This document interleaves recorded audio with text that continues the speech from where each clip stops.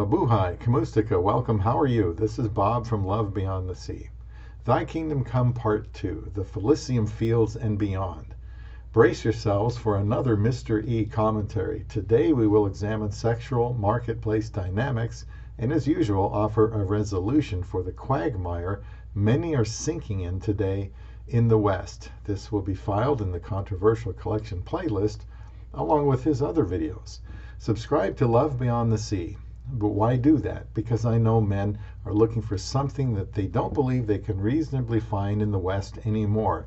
I found something called commitment by marrying overseas. I married someone who valued commitment. Get notifications and leave comments. MrE's commentaries can sometimes be provocative, so be ready to leave a comment. Today is no exception. The Community Corner message forums are always open, and you can sign up for a newsletter by clicking the link in the description box. As MrE described in a recent video, there's been an exodus from the West. Men have been offshoring their love, and I support that because I want to see guys find love beyond the sea. I want them to experience what is important. That, like so many things these days, requires some risk, but with clear thinking and a willingness to try something different, they just might be given a new lease on life, as I was in 2015. You know the story by now. The Filysium Fields. What is this? The Filysium Field is a land often described as paradise on earth, where virtuous men go. The good receive a life free from toil, not scraping with the strength of their arms the earth, nor the water of the sea for the sake of poor neglect. They are in the presence of the honored, those who gladly keep their oaths and enjoy a good life, while the others left behind undergo a toil that is unbearable to watch. The Filysium Fields is where time-honored traditions are kept and virtue is held to the highest order, where family and hearth are the mainstay. It is the promised land of those virtuous men who seek their partner beyond the shores, a place where tears and regret are not present, where partners are for life and family is cherished. These are Filysium Fields. Now from MrE.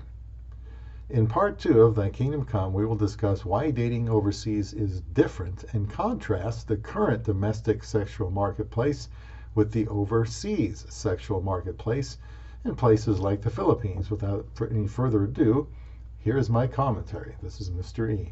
The modern sexual marketplace in America is a winner-take-all environment. It borrows elements from the capitalistic and consumerist society that we live in. Just like capitalism, there are winners and losers. High-status men enjoy sexual access in abundance that literally rivals that of kings. OkCupid a few years ago did a study revealing that 80% of the men that women see or meet online are unattractive to them, and only 20% are attractive to them. That is where the 80-20 rule comes from in red pill literature. Beautiful women in America have never been more empowered to trade their looks for the best deal they can get, so I settle for the bottom 80%. People on the low end of the sexual market place or sexual market value have completely checked out. The 3 and below women, mostly due to obesity, and the incel young men form a vicious feedback loop. The men see the only women available to them are disgusting and choose to play video games instead. The women see the only men available to them are losers and pick up the ice cream. This is why statistics show young people today having less sex on average, because at the bottom end of the sexual market value scale, most of these people are literally incel, male and female. But just as in the case of economic stratification, the biggest losers are the middle class. The average to above average man is hit the hardest. The average to above average woman is hurt as well, as many will waste their best years being pumped and dumped by the higher status men on apps such as Tinder under the delusion that they can lock down a Chad. The top 20% have no need to commit due to abundance.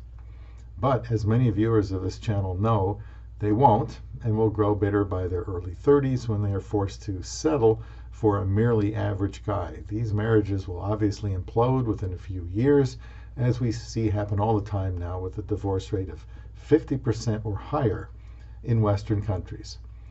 It's in Western countries, it's a really bad situation. Individual men who manage to reach the top of the sexual marketplace, top 20%, in one way or another, often laud this as the best time to be alive. And it certainly is by that measure, if you can reach that summit. But from a societal perspective, this is a total disaster and completely untenable long term. This sexual market is simply far too stratified. There are too many losers and too many non-participants. If the average man and the average woman are no longer able to naturally come together, then there is something fundamentally broken in society, and the repercussions of that dysfunction will be felt far and wide. Now consider this scenario. The basis of the sexual marketplace is as follows, and how everything works. We'll consider number 1, female want for commitment, 2, female need for commitment, and 3, male supply of commitment. Okay, in the following variables of want, need, and supply for commitment, I rank each country with a hypothetical score. Starting with Ukraine. Female want for commitment, 7 out of 10. Female need for commitment, 7 out of 10. Male supply of commitment, 6 out of 10. United States of America. Female want for commitment. He says 1 out of 10. Female need for commitment, 3 out of 10. Male supply of commitment, 3 out of 10. And the Philippines, female want for commitment, 10 out of 10. Female need for commitment, 9 out of 10. Male supply of commitment, 3 out of 10. Female need for commitment has obviously been destroyed by the welfare state, women working, the legal system favoring divorce, etc. in the West. The need for commitment used to come in around early 20s, but now it's never needed. Women like certain feelings of romance, protection, etc. So we fall back to want for commitment. Without the need for commitment, the women can cycle through multiple guys, all providing the wants of romance. When the romance dims, you have a stream of offers, orbiters, to crank it back up. On the other side of that is the guy who you might commit to because of higher status, having no intention of committing because he knows he can get another notch from another woman. Another big issue is women are distracted by shiny objects and opportunities, which have a higher bar than the chaos of men constantly splurging their attention on them. With someone not looking at the picture on a macro level, it makes sense to take these tougher routes like career, as the men are always an easy option for women. This leaves men with 2 options: withdraw their attention on mass, unlikely, or proceed to find a wife overseas. Outside the West, women are more serious for commitment due to harder lives, which makes marrying an industrious guy a very good option. There's no remorse for bad decisions and choices in places outside the West. Therefore, women must act decently and must take responsibility for their actions and make wise choices. Ultimately, a man can't go wrong with marrying a Filipina. All you have to do is look at Bob and other countless examples of men finding their wife overseas. There is a reason all of these men are happy. Filipinas are not ashamed to show their femininity and love of their family, which includes the husband and our natural caretakers. The main problem in a place like this is that many of these women cannot find a man who will commit due to the abundance of feminine women in the country. Thus, for the men, there is no need to settle down with a woman. It's the polar opposite of the sexual marketplace in the West, an inversion. Thus, it is a buyer's market, whereas in the West, it is a seller's market, where feminine women are in such short supply they control the sexual marketplace. So, wouldn't it make sense for men to go to lands where there is an overabundance of feminine women? I think so.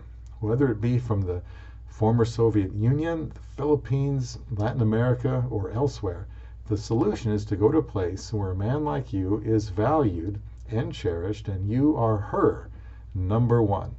That is why men should venture to the Filysium Fields and beyond to find their life partner and to find their love, beyond the sea.